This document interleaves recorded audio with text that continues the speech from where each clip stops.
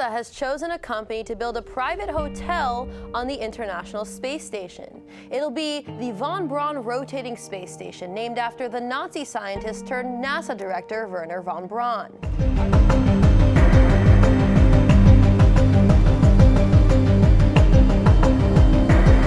Just to express great appreciation and admiration for the SpaceX and NASA teams that made this happen. Without a lot of dedicated people at SpaceX and NASA, this would not have happened. So it's just thank you for your hard work and dedication to achieving this the success of this mission. There's I think a few points that are kind of exciting to note. That the peak velocity of Dragon during abort was more than double the speed of sound. It went to Mach 2.2 and achieved an altitude of 40 kilometers or 131,000 feet.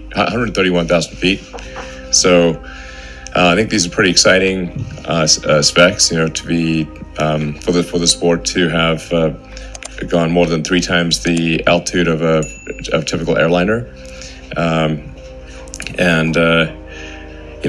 to accelerate that rapidly away from a booster. And I think if you saw in the video, the booster actually exploded as expected.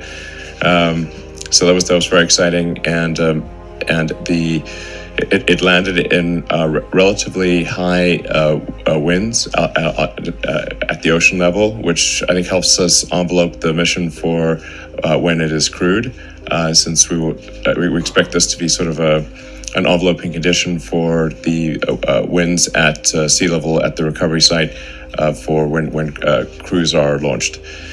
So overall, as far as we can tell thus far, it is a picture-perfect mission. It went as well as one could possibly expect.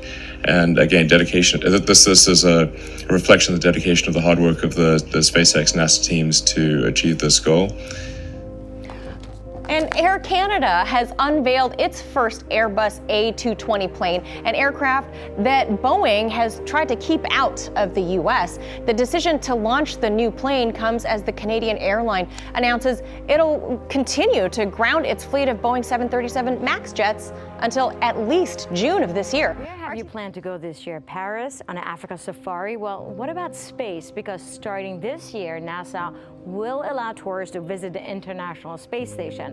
And until now, the floating space station has only been accessible to astronauts. But now space tourists can enjoy a holiday aboard the International Space Station with padded pods and panoramic views of Earth for up to 30 days.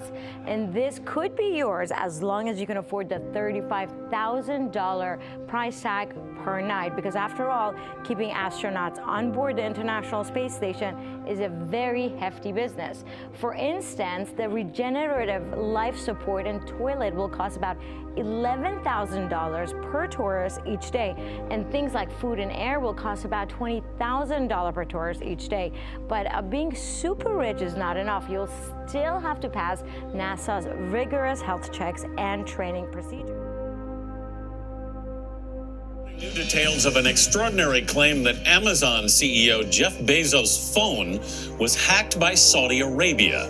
The Guardian reports an investigation ordered by Bezos blames the hacking on a personal message that apparently came from Saudi Crown Prince Mohammed bin Salman. The United Nations is also weighing in today. Errol Barnett is following this. Errol, what do we know about how this happened? Well, good morning. That UN report you mentioned is expected to validate findings that Bezos apparently received a malware-infected video file from a WhatsApp account reportedly belonging to Saudi Crown Prince Mohammed bin Salman. That was then used to infiltrate Bezos' personal phone. Now, the Saudi embassy calls these claims absurd, but the allegations raise serious questions about what the kingdom wanted with Bezos' information and how it used it. According to the Financial Times, the hack's roots trace back to Bezos and bin Salman exchanging phone numbers in Los Angeles. Weeks later, says Britain's The Guardian paper, Bezos and the Crown Prince were engaged in a seemingly friendly WhatsApp exchange when bin Salman sent an unsolicited malware-infected file. It's unclear what information was then taken. Yeah, that's so beautiful. Questions about who has access to the tech executive's phone were first raised last year after the National Enquirer leaked photos and intimate text messages between the then married Bezos and former TV anchor Lauren Sanchez, with whom he was having an affair. The Enquirer said Sanchez's brother Michael was the original source of the information. But in a blog post a month after the scandal, Bezos, who also owns the Washington Post, suggested the photos leaked by the Enquirer were obtained illegally through its publisher's connection to the Saudi government. In an op-ed for the Daily Beast, Bezos' security consultant, that's Gavin DeBecker, confirmed the Saudi government had access to Bezos' phone and gained private information. He said the government was intent on harming Jeff Bezos since the Post began its relentless coverage of the murder of one of its columnists critical of the Saudi announcement tonight from giant German retailer Kaufland. It's abandoning plans to set up in Australia. Kaufland was well on its way to setting up 24 stores across the country, but has decided to stay where it knows business best, Europe. It's the giant German supermarket juggernaut that promised a major assault on our $100 billion grocery business. Today it's in retreat with what it calls an orderly withdrawal from Australia. I think it is a big shock. In a statement this afternoon, Kaufland said the company will be concentrating its business on its European core markets in the foreseeable future. Its acting CEO adding, "This was not an easy decision for us. We always felt welcome in Australia. We apologise for the disruption this decision will cause." So why? They would have quite quickly seen that they've got a resurgent Coles and Woolworths. They've already got Aldi. JB Hi-Fi is one of the leading electronic retailers in the world. It's really the cost of pulling out now versus the cost of pulling out later. Kaufland is one of the world's largest retailers with more than 1,300 stores across Europe. It had planned stores here as large as the largest Coles or Woolworths. Now it has to offload 24 huge sites, including this one in Melbourne. Deserted today, it would have been the biggest distribution centre in the country.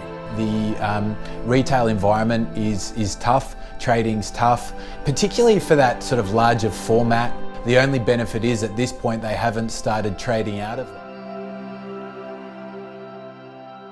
Tensions between the United States and Iran appear to have cooled for now, but U.S. troops stationed at Al Asad Air Base in Iraq are still on high alert days after the Iranians struck the base with ballistic missiles. CNN's Arwa Damon is the first journalist to tour the base and get an exclusive glimpse into what it was like during those potentially deadly attacks. Arwa joins us now live from Baghdad. Arwa, this is a remarkable look inside. It really is, and let's just warn our viewers that there is some pretty intense language off the top of this story, but going there really gave us an idea of just how potentially lethal these attacks could have been. Holy God damn! Oh shit, bro.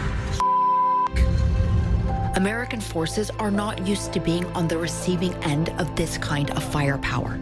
Another one. They are usually the ones delivering it. I mean, I'm not gonna lie, I was scared at the moment, but it happened. It's something that we were ready for, ready as could be. Ready for some sort of ground attack by Iran's proxies, ready for mortars and rockets, but this base is not equipped to defend against ballistic missiles. On any other night, some of the 2,500 troops and contractors would have been in the areas hit. The ballistic missile reporting started to come in a couple hours before the event, and so at that point we were really scrambling on how to protect against that, and so it really came down to dispersion, putting space between people, and then also getting them into hardened bunkers just to provide that protection. This will help stop auto jobs from going overseas. Bipartisan congressional approval of the United States-Mexico-Canada Agreement, or USMCA, was an important victory for Donald Trump that he will tout in his re-election campaign. But faced with a democratically controlled House of Representatives, Trump had to amend the original USMCA signed in November of 2018 if he wanted a deal. So like it or not, there were changes that ultimately were forced that actually Trump despises, and that was the price to pass anything. The USMCA differs in some key ways to the North American Free Trade Agreement, or NAFTA, that came into existence in January of 1994. Under the revised agreement, the US and Canada will be able to increase dairy and other agricultural exports to each other. To avoid tariffs, 75% of components in vehicles must be manufactured in Mexico, Canada, or the US, up from 62.5%. And 40 to 45% of auto parts must be made by workers who earn $16 an hour by 2023. Mexico's worker protections are required to be strengthened and barriers to unionization removed. Inspectors will check compliance. If labor standards and wages increase in Mexico, the thinking goes, there will be less incentive for companies to outsource from the US and Canada. There is skepticism that assembly plants will now relocate back to the US, though. In fact, since the deal was passed in Congress, Ford and GM have announced they're expanding production in Mexico. But the agreement did receive support from the AFL-CIO, the US's largest federation of trade unions. This is the bill. Barely lifted up. It's 250 pages. But it wasn't endorsed by Bernie Sanders, the left-wing senator running for the Democratic presidential nomination. He says the agreement fails to deal with the planet's most pressing issue. And here you have a major trade agreement, which in fact will make it easier for the large oil companies to destroy our planet from... plan to go into outer space as a private enterprise has apparently passed another hurdle. It's called SpaceX, and today it successfully launched a fourth batch of satellites into orbit. It now seems to have a veritable constellation of satellites dotting the sky and raising concerns about how far the company wants to go. RT correspondent John Huddy has more on this one. The Falcon 9 rocket lifted off from Cape Canaveral Air Force Station in Florida just after 9 this morning, carrying with it 60 more Starlink satellites for SpaceX's growing constellation of satellites in orbit, the second such launch by the company this month.